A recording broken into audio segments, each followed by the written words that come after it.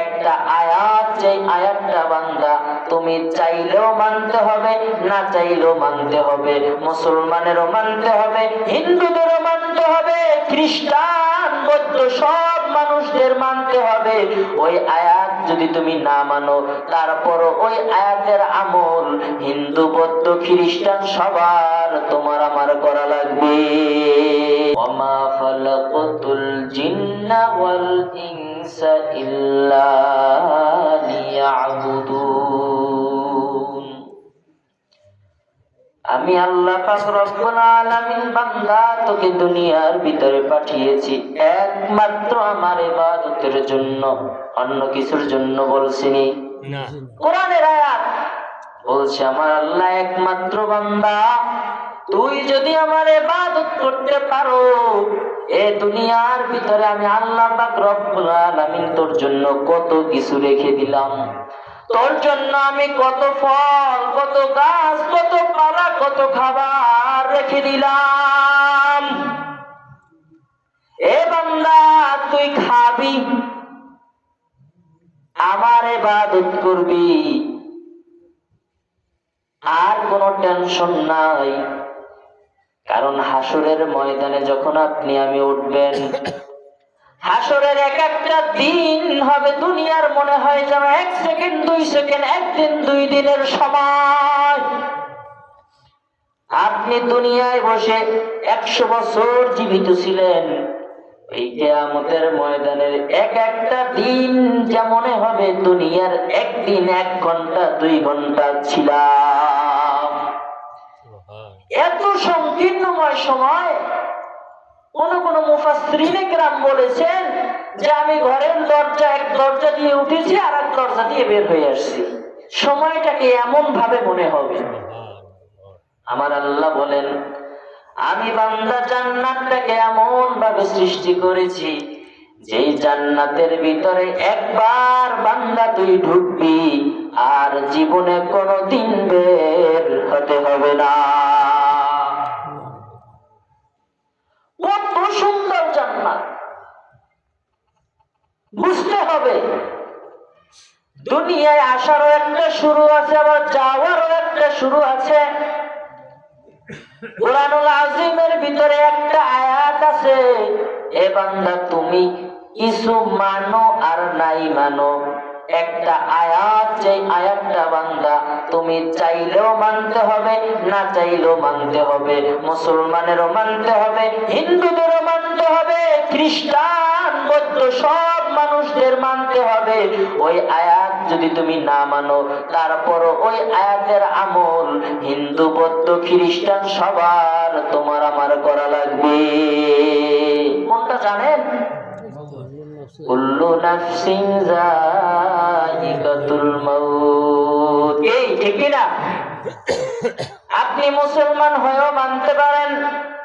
আমার আল্লাহ বলে বান্দা তোরে তো আমি দুনিয়ার ভিতরে পাঠাইছি, আমি আল্লাহ আবার এই দুনিয়ার সফর সংক্ষিপ্ত শেষ করাইয়া আমি আল্লাহ পাক রব্বুল আলামিন ওই 3 হাত মাটির গর্ভের ভিতরে তোকে রাখবো, আবার ওই 3 হাত মাটির গর্ভ থেকে উঠাইয়া কিয়ামতের ময়দানে আমি আল্লাহ পাক রব্বুল আলামিন আমি আল্লাহর দরবারে বিচারের কাঠগড়ায় তোকে দাঁড় করাবো। কারণ এ নবীর উম্মতের দল, তুমি দুনিয়ায় বসে যতই বাহাদুরি করো না কেন, তুমি দুনিয়ায় বসে যতই মাস্তানি করো না কেন, তোমার মাস্তানি কতক্ষণ?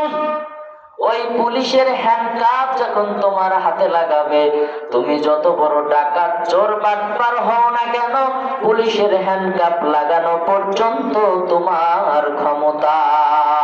এরপরে কি আর ক্ষমতা আছে? আছে বলেন? ঠিক তেমনি ভাবে দুনিয়ার মানুষ, তুমি যত বড় শক্তিশালী হও না কেন, তুমি যত মাস্তান হও না কেন, তুমি যত বড় লোক হও না কেন, আজকে তুমি বড় বড় মেম্বার হইলা, তুমি চেয়ারম্যান হইলা, তুমি এমপি হইলা, তুমি মিনিস্টার হইলা, তোমার দৌড় কত দূর পর্যন্ত? যখন আজরাইল আলাইহিস সালাতু ওয়াস সালাম তোমার হাতের ভিতরে যখন হ্যান্ডকাপ লাগাবে, তোমার দুনিয়ার সব বাহাদুরি ক্ষমতা শেষ হয়ে যাবে। কি ক্ষমতা আজকে থাকবে? আর বলেন, কোনো ক্ষমতা নাই। আজকে এলাকার ভিতরে দেখেন বড় বড় বংশের লোকের প্রতাপের কারণে আমার গরিব বাবারা কথা বলতে পারে না। কি আছে না নাই? নিজের চাইতে একটু বড় ফ্যামিলি হইলে তার কথার থেকে মনে হয় যেন কত বড়। কথা বলা যায় না, ধমক দিয়ে বসিয়ে দেয়। এমন এলাকার ভিতরে কত মানুষ ছিল, আজকে দেখো তাদের ওই বাঁশবাগানে কবরটা পড়ে রইছে, এমনকি তার সন্তানরাও খবর নিতে পারে না। আর তোমার আমার খবর নেওয়ার জন্য যদি ওই কবরের ভিতরে যদি খবর নেওয়ার জন্য বান্দা তোমার যদি কিছু করতে হবে, এজন্য তোমাকে ওয়াজ মাহফিলে আসতে হবে, কোরআন ও হাদিসের কথা শুনতে হবে, আমল করতে হবে, নামাজ পড়তে হবে, রোজা রাখতে হবে, হজ করতে হবে, যাকাত দিতে হবে। যতক্ষণ পর্যন্ত তুমি এই আমলের ভিতরে থাকবা, তোমার দিলটাকে খাঁটি দিলে আল্লাহ থেকে যখন শুকায়া দিবা, আমার আল্লাহ পাক রব্বুল আলামিন তোমার প্রতি খুশি হয়ে যাবে। দুনিয়ার থেকে বিদায় হয়ে যাওয়ার পর বান্দা কবরে জান্নাতের বাগান হয়ে যাবে। আর যদি তুমি দুনিয়ায় বসে নাফরমানি মাস্তানি করো, ওই কবরে যাওয়ার পর কবরের ভিতরে যখন জাহান্নামের আগুন ধাউ ধাউ করিয়া জ্বলবে, এ বান্দা তোর সন্তান কিন্তু তোর কবরের ভিতরে যাইবে না, তোর সাথে স্ত্রীও কবরের ভিতরে যাইবে না, কেউ কবরের ভিতরে যাইবে না। কারণ তোমার দুনিয়ায় বসে যে সম্পদ তুমি কামাই করেছো, সব সম্পদের জন্য ব্যস্ত হয়ে যাবে। ওই সম্পদ ভাগ বাটোয়ারা করা শুরু করে দিবে, তোমার খবর নিবে না। এজন্যই সন্তানটাকে যদি তুমি সুন্দরভাবে মাদ্রাসায় পড়াইতে পারো, দ্বীনি ইলম শিক্ষা করতে পারো, তুমি আগে দ্বীনি ইলম শিক্ষা করো, তারপরে স্কুল কলেজ ভার্সিটিতে পড়াও, কোনো সমস্যা নাই। কপাল পোড়া আমার ভাই ও আমার বাবারা, তোমার সন্তান যদি তোমার জানাজার নামাজটাও না পড়াইতে পারে, এর চাইতে কপাল পোড়া কিছু আর হতে পারে না। কারণ তোমার সন্তান দুই ফোঁটা চোখের পানি কবরের পাশে দাঁড়াইয়া যদি বলে রব্বির হামহুমা কামা রব্বায়ানি সগীরা, সকলে বলেন রব্বির হামহুমা কামা রব্বায়ানি সগীরা। দুই ফোঁটা চোখের পানি যখন আল্লাহর দরবারে হাত জাগাইবে, আমার আল্লাহ লজ্জিত হইয়া হইল ওই বান্দার কবরটাকে জান্নাত বানাইয়া দিবে। আর তুমি হুজুর নিয়ে আসবা, 500 টাকা দেবা, সুন্দর গোশ দিয়ে খাবার খাওয়াবা, তাদের চোখে কিন্তু পানি আসবে না। তারা কিন্তু তার বাবাও না, তার মাও না, তার আত্মীয় স্বজনও না। এ বান্দা, তোমার দোয়াটা যতটা আল্লাহর দরবারে কবুল হবে, অন্য আরেকজনের দোয়াটা ততটা পরিমাণের কবুল হবে না। ঠিক কি বলছি না? কথা বলেন না কেন?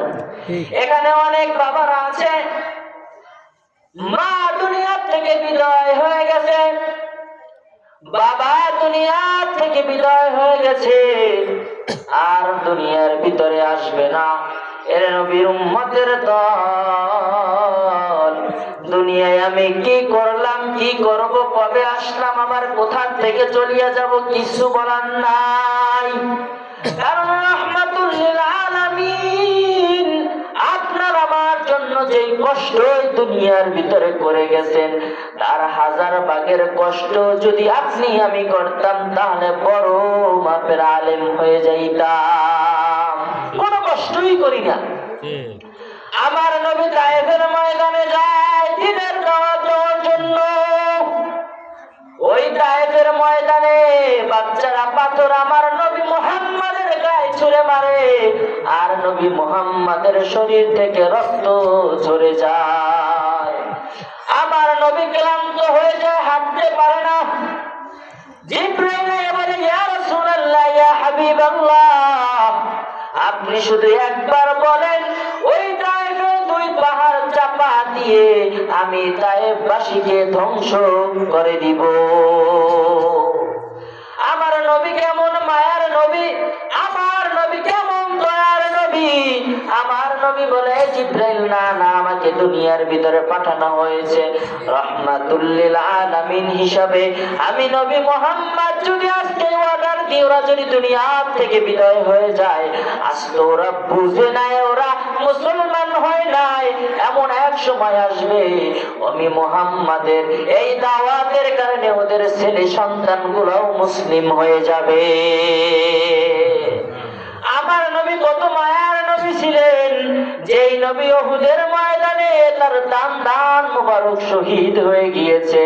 উহুদের ময়দানে লোহার হেলমেট নবী আলাইহিস সালাতু ওয়াস সালামের মাথার ভিতর পড়ে গেছে, তারপরে আমার নবী উম্মতের কথা কিন্তু ভুলে নাই। আমার নবীর দুনিয়ার সফর শেষ। জিবরাইল আসছে, ইয়া রাসূলুল্লাহ, আপনার দুনিয়ার জীবন শেষ, আপনাকে আল্লাহ আমাকে পাঠাইছে, আপনি বলেন দুনিয়ায় থাকবেন নাকি আসমানে আপনাকে নেওয়া হবে? নবী আলাইহিস সালাতু ওয়াস সালাম বলেন, হে জিবরাইল, তুমি জানো এই দুনিয়ার ভিতরে জন্মগ্রহণের আগে আমার বাবা দুনিয়ার থেকে বিদায় হয়ে গেছে, আমি বাবার ভালোবাসাও পাই নাই। জন্মের 5-6 বছরের ভিতরে আমার মা দুনিয়ার থেকে বিদায় হয়ে গেছে, আমি মারও ভালোবাসা পাই না।